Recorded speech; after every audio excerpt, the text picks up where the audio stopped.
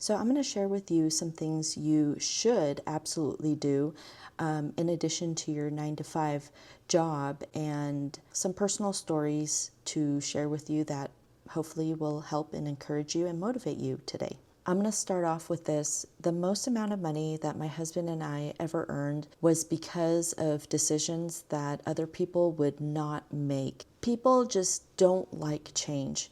They want to stay comfortable. They want to stay where they're at and be there forever because that's comfortable and that's all they know. But when you see the aerial view, when you see the bigger picture and you step outside of that box, the opportunities are absolutely endless. Look at all the people in your job. Look around you. Look to the left, look to the right, and observe.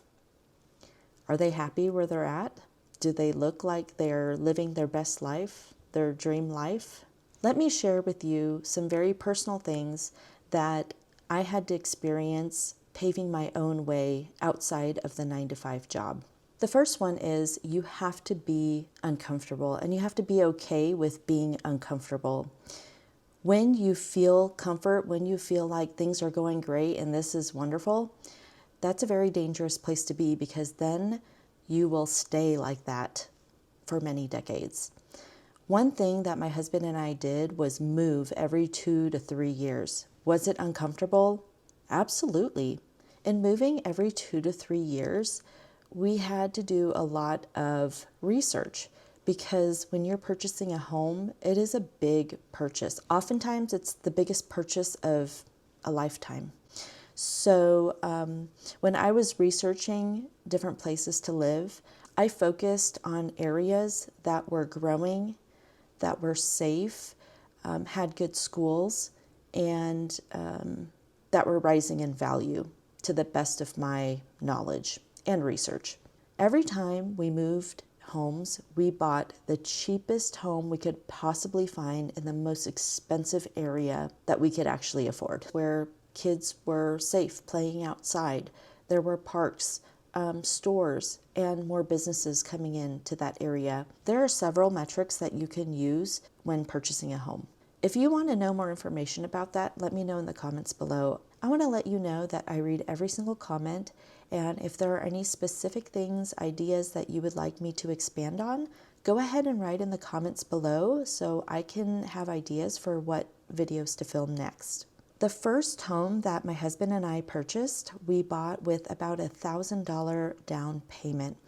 That was a bonus that I received at work, $1,000 check. I thought, wow, this is the most money I've ever seen in my entire life. Our school performed really well, and so they gave the employees, the teachers and staff, extra money that came in, and I thought that was a very nice gesture. At the time, my husband and I were living in an apartment, and we just wanted to own something, anything. We went shopping for a small condo, and that was the only thing we could afford at the time.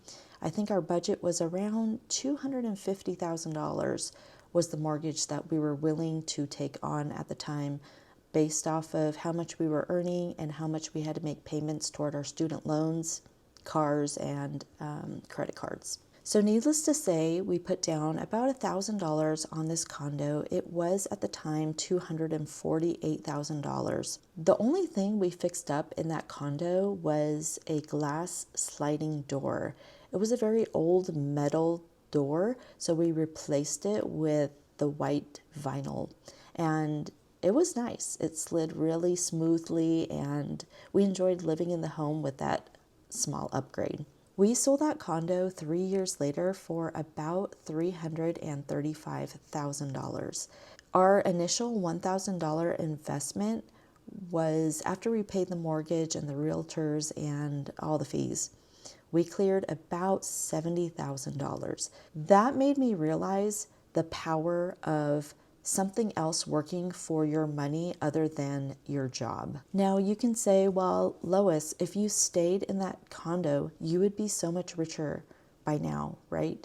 Well, that condo is priced at about $538,000 currently. So if you did the math, that would be about $300,000 of equity we would have built if we kept the condo.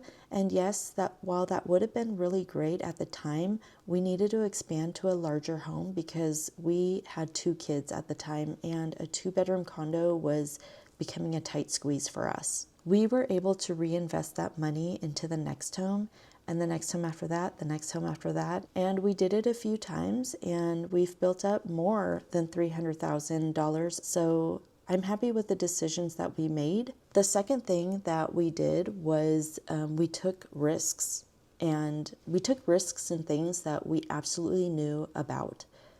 I wouldn't put money into something that I didn't know about, because then how would I know what the returns would be on that? I always held the belief that if I didn't take risks, then the losses were greater. In my first example, I talked about how we put about $1,000 into this condo, into purchasing this condo. And that was a big risk for us at the time because that was my entire bonus paycheck. And I will never forget my colleagues and I sitting around at the lunch table just kind of talking about, wow, we got this $1,000. What are you going to spend it on? And some of my colleagues were talking about and very enthusiastic and excited about how they were going to go on vacation, on a cruise. They were going to put a down payment on a brand new car purchase. Someone said they were going to buy a designer purse. And even another person said they were going to buy a designer dog. And I was the only one at the table who said, I'm going to buy real estate. The whole table roared with laughter. I'll never forget that, because taking risks also means that people will doubt you. People will laugh at you. People will think you're crazy. But that's okay, because you know the bigger picture. One thing I realized early on in my career was that even my bosses were living paycheck to paycheck.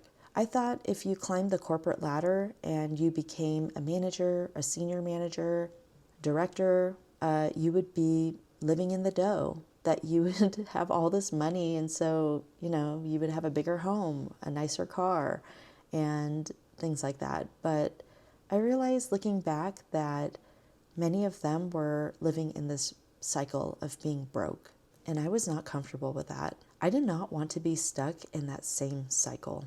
Along the lines of taking risks, my husband and I took the biggest risk, and that was moving out of the state of California. California, Southern California particularly, was the place we were born and raised. That's where all of our family live right now. But we saw even greater opportunity leaving the state. And these opportunities ranged from better schooling and education for our kids, safer neighborhoods, more opportunities for our investments to grow. And so we took the risk. We left the state of California. A lot of people look at us like we're absolutely insane and we're absolutely crazy, but I'm used to it. It's okay. Everything will be fine.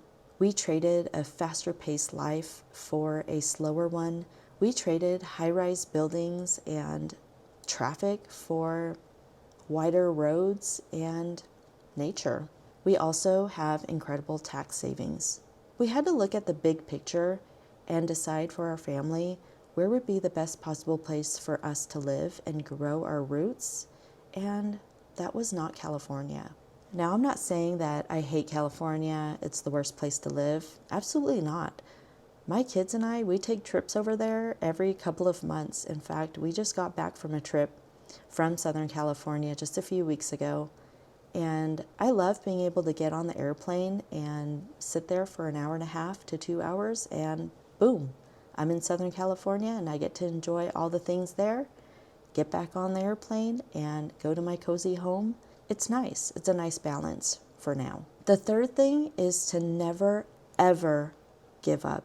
My father-in-law's brother, Uncle Teddy, died of cancer several years ago, and I just remember walking into the room and seeing him, and I never knew that was the last time I would see him. More recently, a few weeks ago, one of our close friends passed away from cancer as well, and life is unfair to so many people. You never know when that life is going to be taken away from you. These people did not choose to die. They got an illness, a sickness that took the breath away from them. And I want to say that if that doesn't encourage you and motivate you to keep going and to not give up, I don't know what will. Why should we be giving up so soon when life is taken away from other people? I mean, if you were in their shoes, you would think, wow, if I could only have a year, 2 years, 5 years, 10 years, if I could only have more time. And yet we're sitting here wasting so much time. So there's this investor, his name is Mohnish Pabrai, and he says in one of the videos that was released a few months ago that we as people should find a product or service that can serve humanity, and the money will follow. How incredible is that? I'm still trying to figure out what product or service I can provide to humanity. I'm hoping that this YouTube community is filled with people who want to do good for humanity. I want to share with you a story. One time I paid for a meal for my parents, my aunt and uncle who came from Korea, and my father-in-law. We all sat down at this pretty nice hot pot buffet, and I intended on paying for that meal. I was going to be out of pocket about $200, but that was okay with me because my aunt and uncle, they traveled from overseas, and what a great honor to be able to have a meal with them. So I had already paid for this meal. I gave our waiter my card and said, I'm paying for this meal. At the end of it, swipe that card, it's on me. And he took it. Well, at the end of the meal, everybody looked around and said, who's paying for the meal? And I said, it's already been paid for. That was probably one of the best feelings that I've felt in a very long time, to just be generous with what I have. Well, unbeknownst to me, my aunt slipped $500 cash into my purse at the end of the meal. I did not know until I got home. This was a reminder to me that whatever I put forward was going to come back twofold. She put it in an envelope and wrote a beautiful message on it. I still have that envelope to this day, and I hold on to it. I keep it in my purse, and let that be a reminder to me that giving and being generous is something that I need to continue to do. The fourth thing that I did outside of my 9-to-5 job and within my 9-to-5 job was to meet as many people as I possibly could. When I was working, I would walk through the front office because I wanted to see the interactions that were happening early in the morning. I said hello to the secretary, the assistant principals, the counselors. I was always looking for the principal. I wanted to have conversations with people. I wanted to know how they were doing, what they were struggling with, what they were doing well with, what they were proud of. It helped me and motivated me to keep teaching and to keep going, because there's people who are suffering even more than I am, mentally, physically, in all capacities, not just financially. During the day, I would meet with my students. I loved my students, even the rowdy ones and even the ones that gave me headaches. I still loved every single one of my students because they taught me to become stronger. I also would email and call parents and guardians. I would meet people in meetings, other colleagues, people of all different ages and all different professions. That helped me to see a variety of different perspectives. At the end of the day, I would see security guards, talk to them. I would see janitors who would clean my classroom and have conversations with these people. Those people were probably the hardest working people that I've met in the schools. When I would return home from work, we had contractors in and out of our home. There was one particular home that we were fixing up entirely, it seemed. I met with flooring people. I met with pool people, HVAC, electricians, plumbers, roofing people, painters. I met so many different people of all different professions and backgrounds, and their perspectives gave me so much encouragement in what I did on a day-to-day basis. It's so important to be able to talk to all different kinds of people. Don't ever be afraid of people. Don't ever be afraid of titles. Just because someone is a director or owns a company, don't be afraid of them. Go up and talk to them. One thing I learned is that people are people, and no matter what, no matter how much money they have or how little they have, everyone goes through pain points. Everyone goes through sicknesses and illnesses, and everybody is navigating this life, this journey. There's no one perfect. We're all human.